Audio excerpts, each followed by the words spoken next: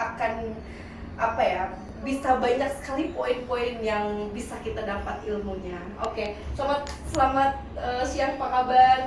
Baik, alhamdulillah Cici, alhamdulillah. Masya Allah, sehat selalu ya. Alhamdulillah. Alhamdulillah.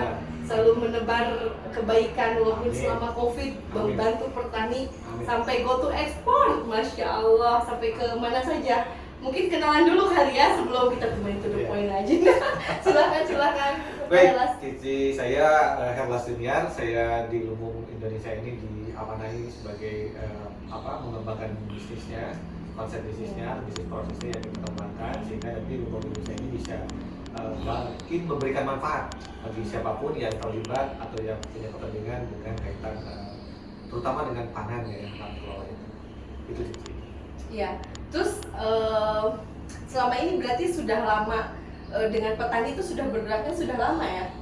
Sudah cukup lama kita berinteraksi dengan petani ya. Tentunya memang berawal kan sebelumnya kan kami ini di Lumbung Indonesia ini kan banyak segmen yang kita kelola kan ini berhimpun awalnya dari beberapa UMKM.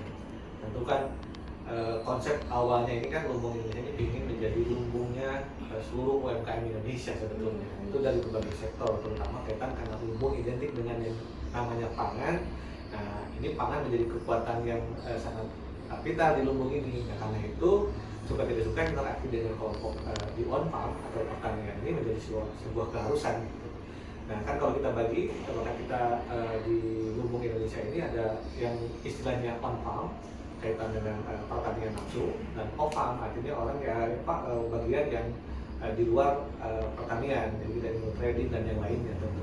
Itu yang kita kembangkan sebenarnya. Masya Allah. Dan saya menyaksikan sendiri justru lagi COVID, lagi gencar-gencarnya bantu petani.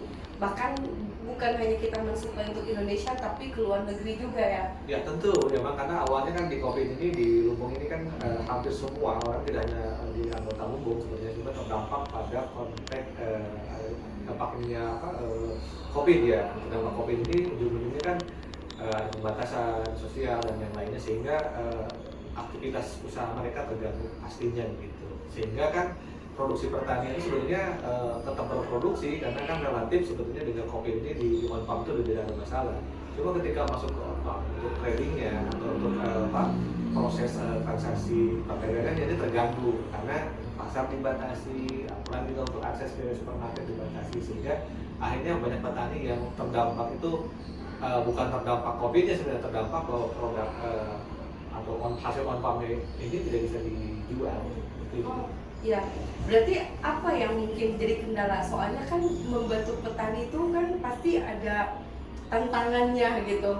Apa yang selama ini, karena selama ini nggak pernah bercerita tentang keluhan ya. Tapi apa yang tantangan yang mungkin paling di lapangan gitu?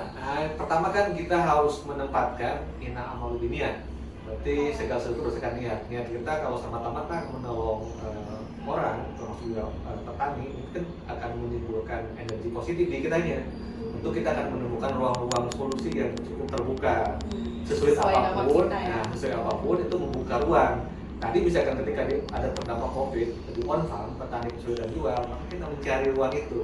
Nah, karena misalkan kita dasarnya dalam bagaimana kita bisa membantu sesama, membantu ruangan. Nah, akhirnya ketemulah tadi ruang-ruang itu. Memang kalau di waktu itu kenapa harus buangannya ke ekspor? Karena kan ekspornya lebih banyak menampung penerimaan dari hasil on farm yang lebih besar dibanding penyerapan di domestik tentunya. Bukan berarti domestik dikesampingkan, tetap itu juga pasar domestik. Cuma memang market ekspornya juga marketnya yang sifatnya besar. Sehingga opportunity ini kita dorong sehingga bisa menyerap yang tadi yang petani awalnya ada terdampak, dan sekarang bisa diserap lebih banyak dan sebagian juga mereka tetap untuk isi kebutuhan dalam negeri tentunya. Berarti mulai petani apa aja nih yang concern? Kan setahu aku Dr. Herlas nih udah banyak sekali selain petani kopi juga kan? Seluruh sektor ya tentunya. Tapi memang yang paling kita prioritaskan adalah yang kaitan dengan pangan ya. Pangan ini kaitan dengan yang dikonsumsi orang, dikonsumsi manusia tentunya. Karena kan sekarang ketahanan pangan ini menjadi sebuah isu yang sangat populer saat ini. Ketahanan pangan dan energi itu dua kekuatan yang hampir semua negara itu memikirkan itu tentunya. Dan Kita beruntung Indonesia punya punya lahan yang sangat subur dan punya potensi untuk menjadi kekuatan pangan dunia sebetulnya. Karena istilahnya kan apapun yang ditanam di kita itu insya Allah jadi gitu ya. Hampir semua komoditi yang ditanam kita itu jadi gitu. Walaupun misalkan contoh misalkan sekarang bawang putih, walaupun bawang putih identik mungkin tidak dengan iklim kita, tetapi sudah mulai kita rintis untuk bisa ditanam juga di kita. Artinya kita memiliki kekuatan yang luar biasa. Ini sebagai ruang solusi bagi kita, bagi bangsa kita untuk bisa menjadi bangsa yang kuat secara sumber daya pangannya gitu. Masya Allah, luar biasa.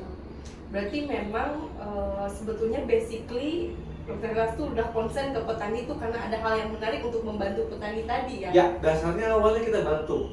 Bagaimana petani kesulitan? Kan dulu ada gerakan namanya bagaimana beli dari petani, beli dari tetangga, beli dari warung tetangga, beli dari petani kita. Itu kan gerakan-gerakan sosial yang dimunculkan oleh berbagai entitas, elemen masyarakat yang ingin membantu masyarakatnya yang terdampak COVID waktu itu, terutama kan itu. Nah, isu itu kita angkat. Kembali lagi pada niat kita, ketika niat kita didasarkan tadi ketulusan kita atau meluruskan niat kita, maka ruang-ruang itu terbuka.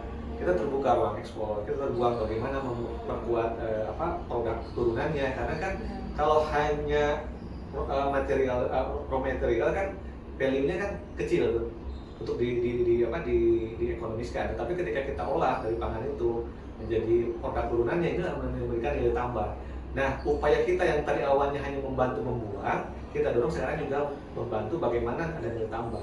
Nah, sekarang juga kita akan dorong di lumbung Indonesia ini, supaya juga tidak hanya lumbung pangan saja, tapi lumbung energi dari pangan. Jadi kalau selama ini kita berpikir kita hanya bertani, lalu hasil pertanian atau produk pertanian kita jual, sekarang limbah pertanian kita olah menjadi bahan kekuatan energi. Mungkin kita akan ke depan batu bara itu suka tidak suka akan menghadapi akan semakin sedikit ya. Nanti kita akan ganti menggunakan limbah biomas dari sisa-sisa pangan. Contoh misalkan saya ambil jagung.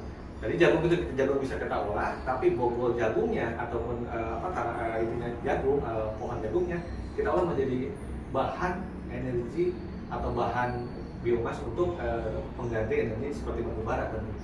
Jadi kita mengolah dari awal sampai akhir. Nah, ini akan kita dorong. Masya Allah, luar biasa.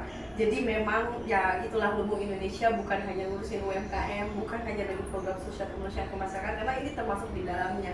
Dan ini adalah pertumbuhan ekonomi dan juga untuk bisa membangun ekosistem di bidang pertanian dan pangan supaya juga untuk ketahanan dan energi. Jadi kita lumbung Indonesia ini akan kita dorong tidak hanya pangan tetapi energi.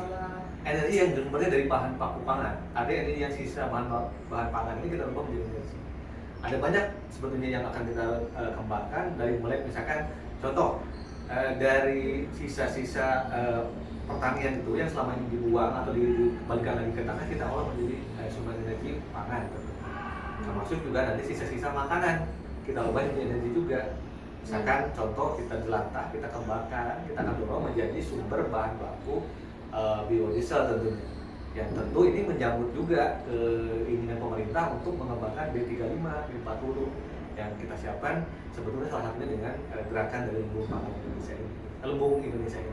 Masya Allah, terima kasih banyak nih Dr. Helas sudah menjadi relawannya lumbung Indonesia sebagai dari divisi business development yang dimana konsentrasi di pangan bahkan dari hulu ke hilir sudah dipikirkan. Artinya bukan hanya menguruskan hulu tapi menguruskan hilir juga. Jadi ini berkesinambungan ya. Tentunya Masya Allah. Ekosistemnya kita bangun dan kita menjadi ruang solusi untuk masyarakat dan pasti pada khususnya petani ya.